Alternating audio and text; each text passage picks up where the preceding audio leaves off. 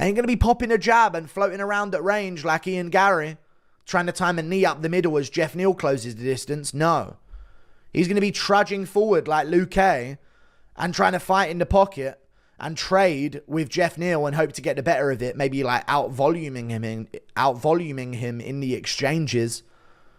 I don't see that going well for him. I think Jeff Neal's going to win this fight in all areas. And I'll probably say he's going to get a TKO win if Dos Anjos continues to take a bit too much damage here. So I'll say second round TKO for Jeff Neal. Potentially in the first, though. I can see a real nasty finish and maybe this being the end of Rafael Dos Anjos. But I get why RDA took it. He's a gamer. He fights nothing but tough opponents. Says yes to everyone. And if he wins, he is in the rankings at welterweight and probably looking for a name. But I just got Jeff Neal. I got Jeff Neal getting this done by TKO in vicious fashion. We move on. Magomed Ankalaev versus Alexander Rakic.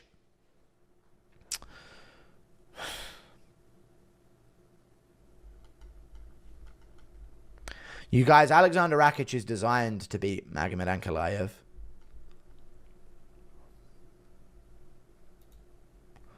And Krylov had a really good fight with Ankalaev. And Blachowicz is quite old, and he had a really good fight with Ankalaev, but he also had a really good fight with Pereira. People forget, man. Oh! No. No. No, I can't. No. No. I'm not going to pick him. No, I'm not going with Rakic. I'm going with Ankalaev. His pressure is good. It's sensible. He will push up against the cage in neither thigh. He will do that to win, if that's what it comes to. Not saying Rakic won't. Trust me, Rakic is probably guilty of the same things that...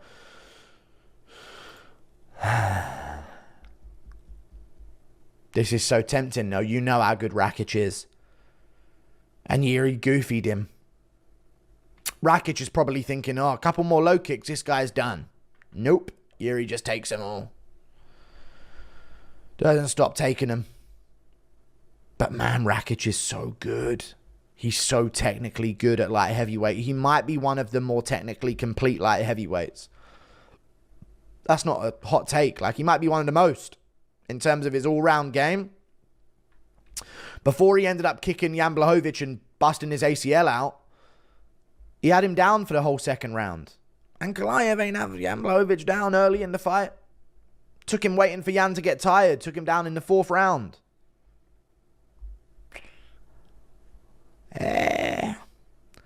But people forget, man. If Ankalaev's not liking what he's seeing, he will push up against the cage. And they're in Abu Dhabi. They want him to win. I don't know why, but the UFC wants him as champs. There won't be separations here like there was for Ihor Potieria against Cesar Almeida. I'm going to go with Ankalaev. I think he'll be able to, like, tricky his way to win this fight. He'll trick it in. He'll mix it up. He'll keep it even with Rakic. Rakic will look more dynamic, but Ankalaev may be just as effective in terms of who's landing, and the numbers will be quite similar. And I think we're going to see a lot of Ankalaev, like Rakic showing off great takedown defense, but you're still not off the cage. You know what I mean? Oh, ended around. Rakic defends that takedown really well, but Rakic is kneeing him in the thigh and picking him up and taking him down a bit. And Rakic is right back up, but he took a knee to the body there, and Ankalaev threw a couple punches in the clinch. I think it's going to be one of those ones. I think it's going to be a stinky performance by Ankalaev with a decision 29-28. But I think he'll wear on Rakic as the fight goes on, and his boxing will eventually start to work for him a bit more. He pressures forward well. Rakic is dangerous, though, man. So there might be some good underdog money here. What are the odds? Because the odds shouldn't be that crazy. I bet you they are, because his Ankalaev's name ends in a V. Yeah, they're crazy. So the odds are begging for a Rakic underdog money, to be honest with you. They really are.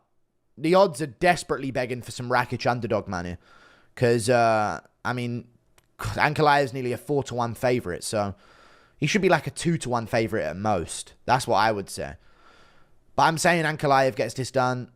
I mean, it goes, even though he lost to Paul Craig, it says something that a guy hasn't lost despite facing this much light heavyweights, this many light heavyweights. So I'm going to go with Ankalaev. And then you look at the Ozdemir fight for Rakic and you're like, is he that good really? I know he improved since then massively, but Yuri's legs are there to chew up. Pereira's low kicks devastated him with only a few of them.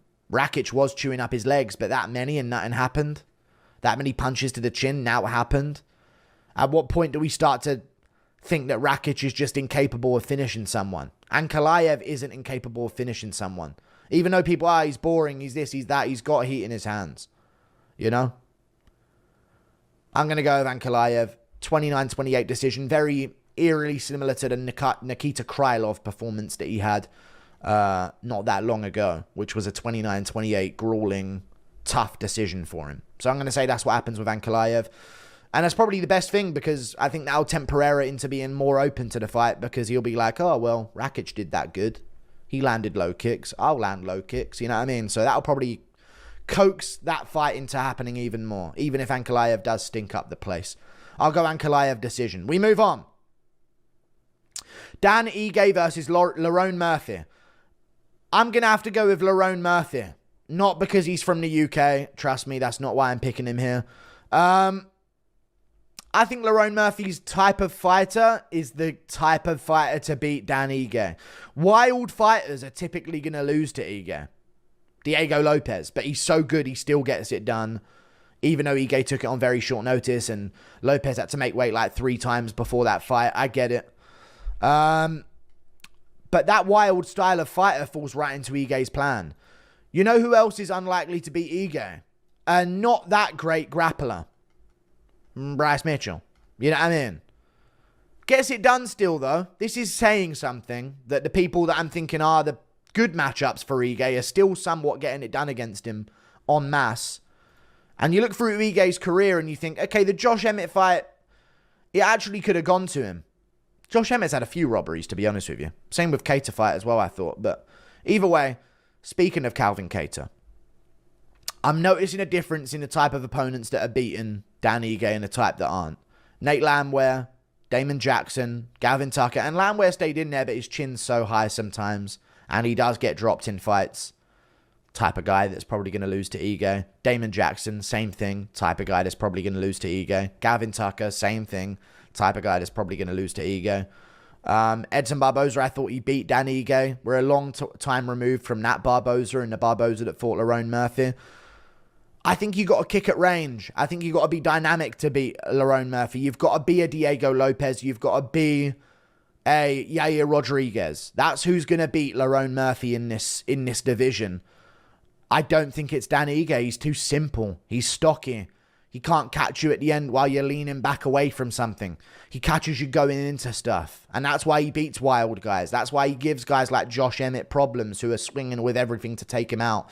And he gives Lopez some problems as the fight goes on. He's very difficult to finish, Dan Ige. But when you look at people that have beaten him, TKZ just did a really technical breakdown on Dan Ige and beat him. You know? Movsar Evloev did the same thing, but mixed it in with some good grappling as well. Calvin Kattar just did a really technical breakdown of Dan Ige.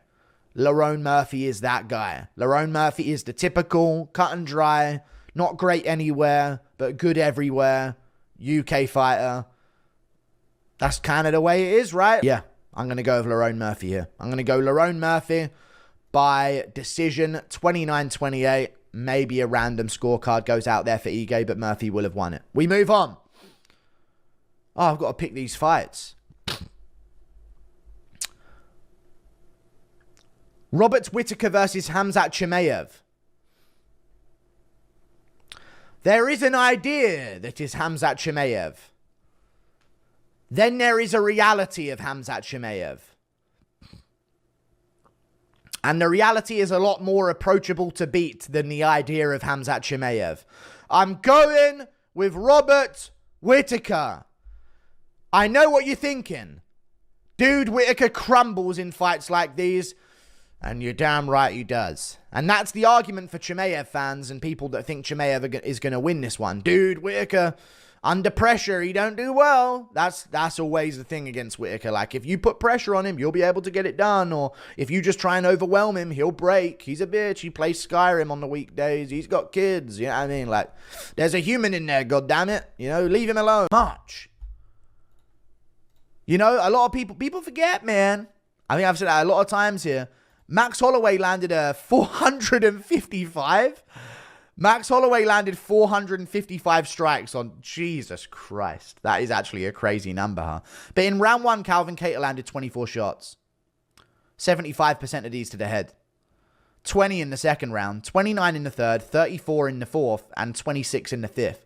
He was still landing on Holloway. There were moments in that fight where Holloway was doing his thing, and I was like, oh my God, this is crazy. Holloway's doing his thing. Bang! Kattar would crack him with a straight right hand down the pipe. Ilia's better. Ilia is better.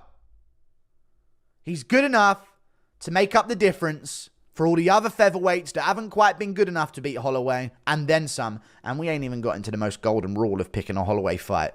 Never pick him to beat a shorter opponent. Never. He does terrible against shorter opponents. He has to stand wide against shorter opponents. This is the whole argument I had about the Gaethje fight. I was like, dude, he's going to be elusive on his feet. Because he doesn't have to stand so wide like he did. He's going to be more like the Yair fight or the Allen fight, who stand quite tall and up on their toes. Holloway's going to be able to stand up on his toes and move laterally and dance around Gaethje. And he's going to be able to deal with the leg kicks way better because of it. Why did Volk chew up Holloway's legs 3 fights in a row? Why? Because Holloway's fighting a shorter opponent when he ain't got a long reach, so he has to lower his base, widen his stance. He can't move as well because he has to be somewhere near their level. So he can be firing off the shoulder and catching them and be in their range. If he's too tall, he's going to get caught over the top of things. So he stands low, spreads his base wide, limits his movement, leaves him open for the low kick, which Ilia showed great effectiveness with against Volkanovski in their fight. And Volk looked good. Even though he got chinned and, you know, maybe his chin was compromised, he looked good in that fight with Ilia. But Volk was up at lightweight and he come back down to featherweight against, and that's not a good look. I'm going to go with Ilia Topuria. And I actually think he's going to rattle Holloway a bit in the build-up. So that's what I'm going to say. Ilia Topuria. First round, Holloway's looking good. Oh, he's doing his thing.